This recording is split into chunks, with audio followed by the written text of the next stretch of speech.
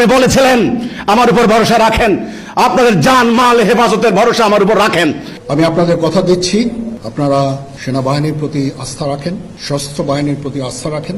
আমি সমস্ত দায় দায়িত্ব নিচ্ছি, আপনাদের জানমাল, এবং আপনাদেরকে আমি কথা দিচ্ছি যে আপনারা আশাহত হবেন না। আজকে আপনি কথা বলার পর আমার বাড়ির সামনে গিয়ে হুমকি দিচ্ছেন আমাকে উচ্ছেদ করবেন। জনাব ওয়াকারুজ্জামান, আপনি এদেশের নাগরিক, আমি এদেশের নাগরিক, আমাকে হুমকি দিতে পারে না। আমি কোনো অন্যায় করি নাই। আজকে যদি আমার উপর হামলা হয়, বাংলাদেশের আন্তর্জাতিক অঙ্গনে অত্যন্ত খারাপ মেসেজ যাবে। বাংলাদেশের লক্ষ লক্ষ মানুষ হুসাইন মোহাম্মদ সেলিমকে চিনে, আমার বক্তব্য জানে, আমি কি কথা বলি সবাই জানে। আমি উগ্রবাদের বিরুদ্ধে কথা বলেছি, আজকে তারা আমার বাড়ির কাছে এসে আমাকে উচ্ছেদ করার কথা বলছে।